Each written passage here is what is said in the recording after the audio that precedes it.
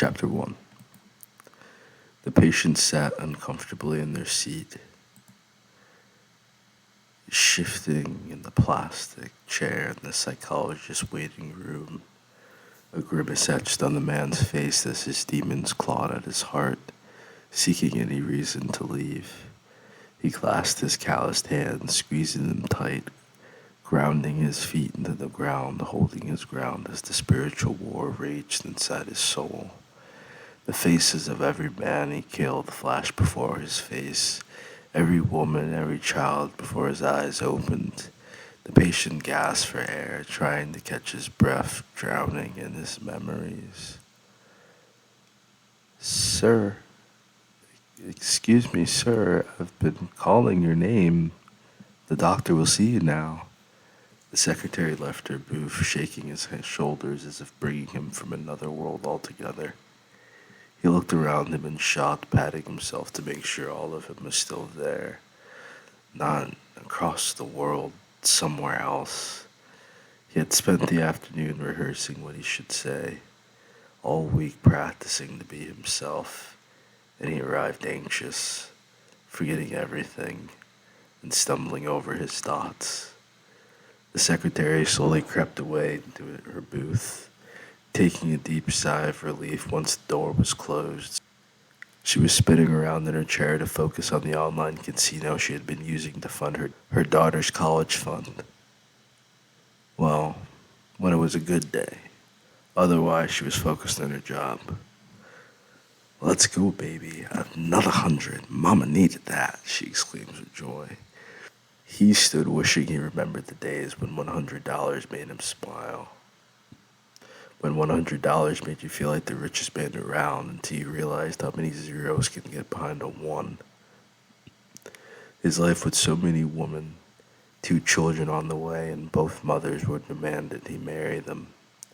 Until months ago, he had been finding a way out, but with the announcement of a 3rd pregnancy looming with another girlfriend's morning sickness, the last thing he wanted to do was what he needed most. He put off therapy for so long. He knew something was off, but he used it to his advantage. His life as a soldier allowed him to be himself, to feel useful for his violence. Around women, it felt like he was juggling eggs rather than walking on eggshells. "Come on, buddy, you're paying by the hour," the secretary shouts out once more. "Money is of no consequence to a king," he uttered, giving his head a polite bow before holding the doorknob. "All right then, pal, there are other appointments scheduled today, and you're already 5 minutes into yours. I wouldn't make a habit of saying this to clients, but I've been watching you, buddy. It would help if you were here. You're loco." She points to the door, giving a few laughs. He smiled, gritting his teeth behind the forced smirk before releasing it with a deep breath, walking through the threshold. The room is rather cozy.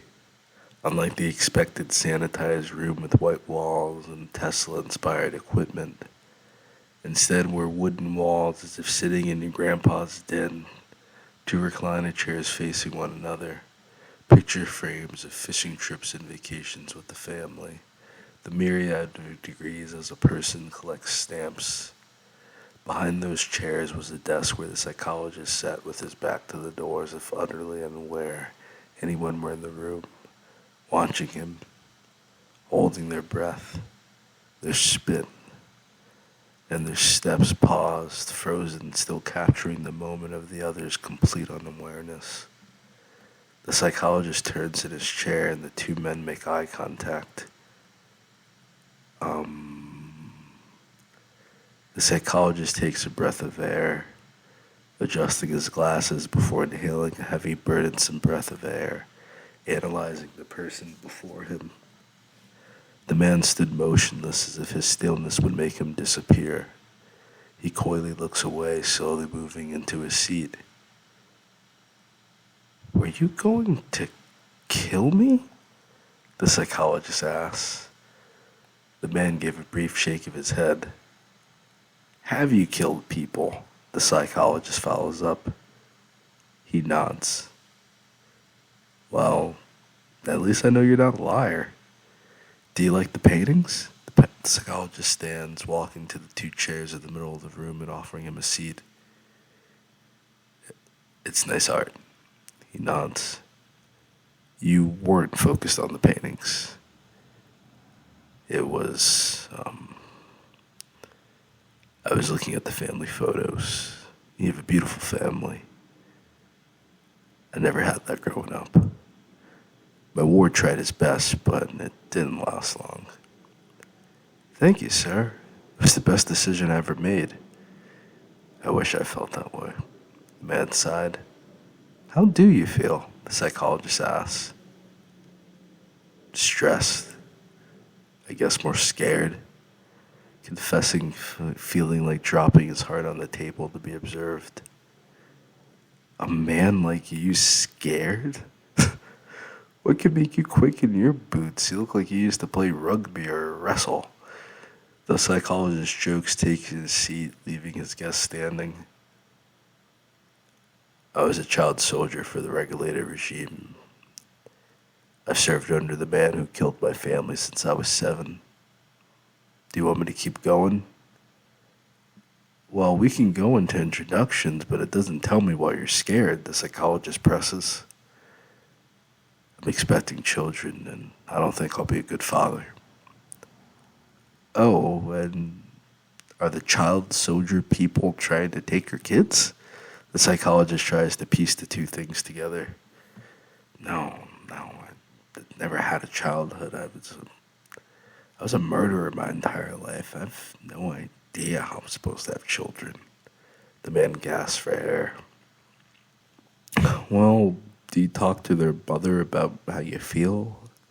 I know pregnancy can be tough. Women are going through a lot of hormonal changes. They can switch up on us if we're not ready. You know? Yeah, and it's more than one woman.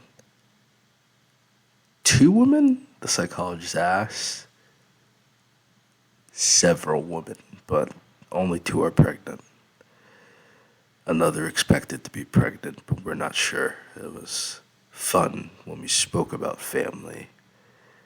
The idea of having a family seemed harsh. The psychologist's cheeks puffed. He covered his mouth, trying to hide his shock, screaming, "Damn!" inside his head. He gathered himself, nodding as if deep thought, before realizing the man wasn't going to offer more information than forced. You are the stoic type. I guess by definition of this present moment, I don't particularly identify with the philosophical notions of such. He responds eloquently. What books have you read? The psychologist asks. I read often. I prefer a more optimistic perspective or the truth. I believe the Stoics are truly cynics. They led many into psychopathy or nihilism. The man elucidates. Yes, the psychologist leads. Yeah, there's meaning to life after all. You believe so? Do you not believe in Raquel? The man accuses rather than asks. I do, but it's about a personal relationship with God. Do you want to talk about religion? The psychologist offers. Why is everything you say a question? What sort of information do you want from me? The man gulps, looking to the door before back at the psychologist. My name is Chris Kieran Torjun. I'm a doctor to help people like you. Each other region has its science or psychology and their viewpoint of religion. I've been focusing on the pain of the Ekru people, forced to call themselves Nadians to make their enemies feel stronger. The psychologist leads. The man leads and captivated. I believe you know more about the subject than me. Morgan the Antiquus Samara. And King of Nadia. And the Guardian of Gaia. How does that feel? Burdensome. The man tears up as his shoulders slumped, as he tosses himself into the lazy boy as it reclines immediately to his touch. Whoa, I guess we're starting back in the way position. Nice. Chris gleams, reclining his chair back, staring at the ceiling.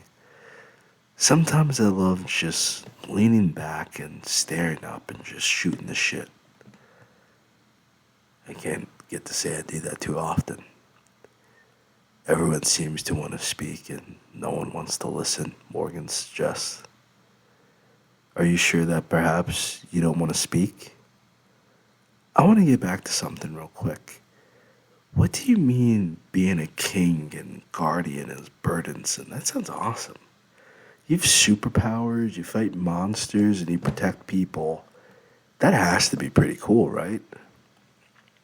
All to stay king before being able to fulfill my duties as king. I felt more effective without a title, without people's attention on me. Morgan shook his head. Did you want to be king? I didn't even want to admit to people that I was the prince.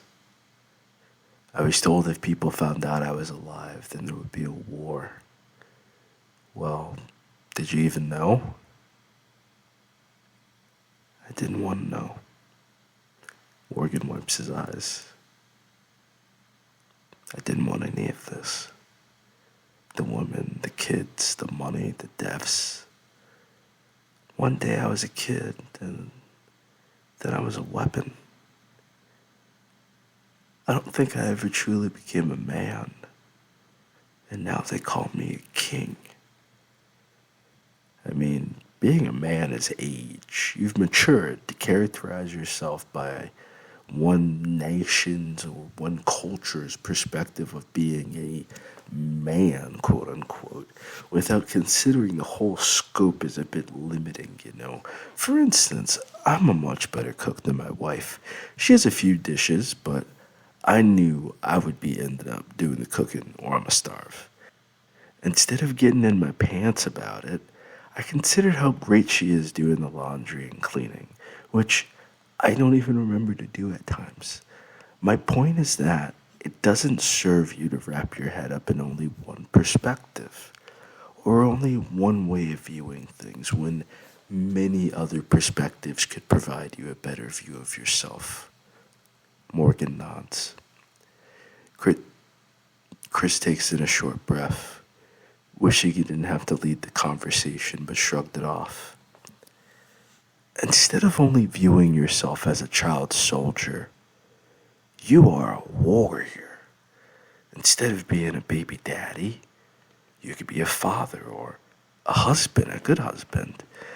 If you put all this pressure on yourself, then your insecurities become heavier than your burdens. I like that, Morgan notes. How does it feel to be a king? I don't know. I guess it should feel good, but it hasn't gotten to that point yet. It's been less than a year. It's been very violent and I feel it get worse, but at the same time, it feels nice to be working towards something greater. It's just really hard to see its impact, Morgan explained. Sounds like fatherhood in a lot of ways. You yell, spank, and try to get down to their level and talk to them, and you have no idea if your kid sees you as a superhero or a monster, Chris chuckled. Morgan nodded in agreement, wiping his eyes. Exactly. I didn't ask to become a weapon. I never asked for anyone, for being anyone's leader, or for these women.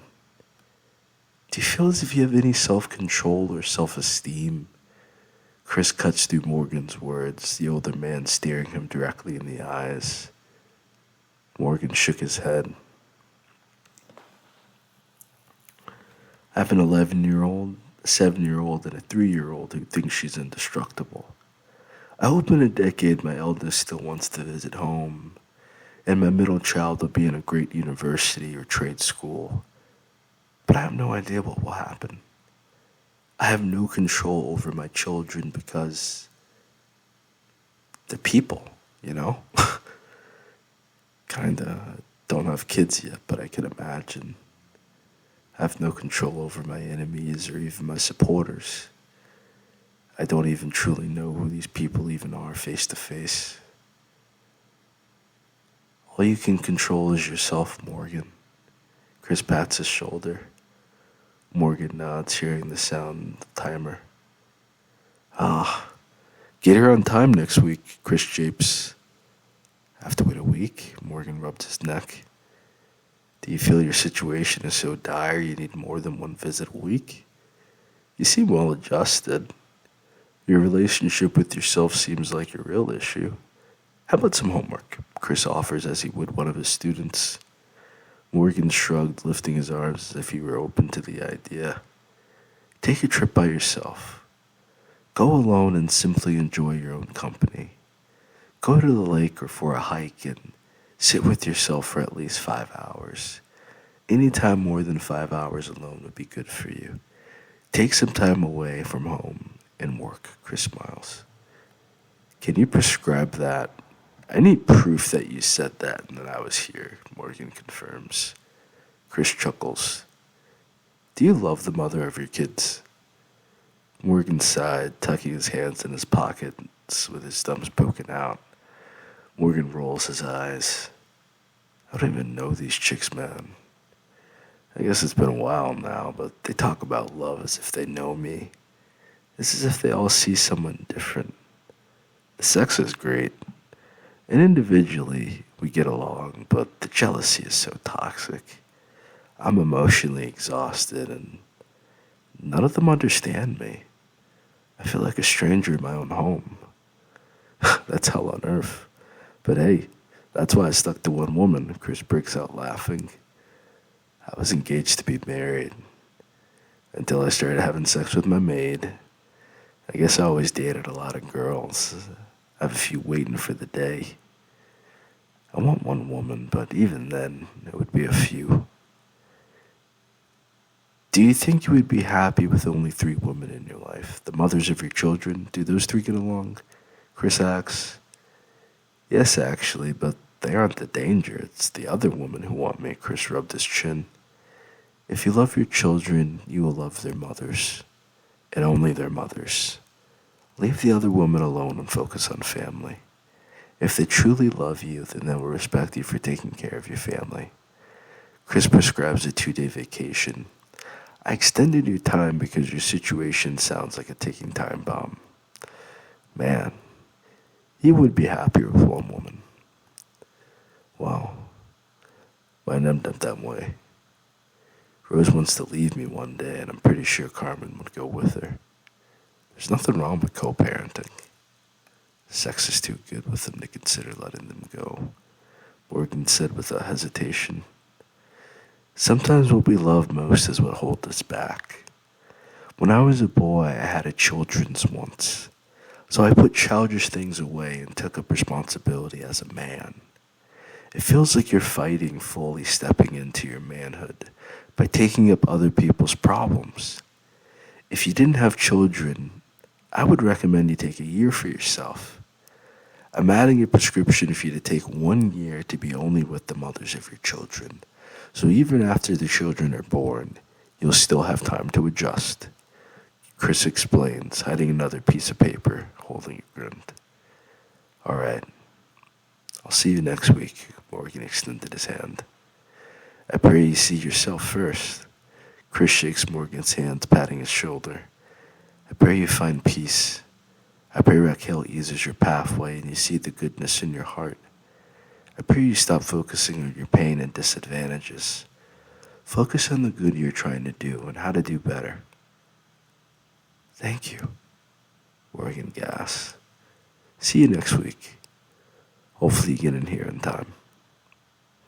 Chris walks him out the door and meets with his secretary. How'd it go? The secretary asks, pleasantly smiling at her boss. Fantastic, in my opinion, Chris announces. Can't wait for my next one. Same time next week, Morgan asks. Perfect.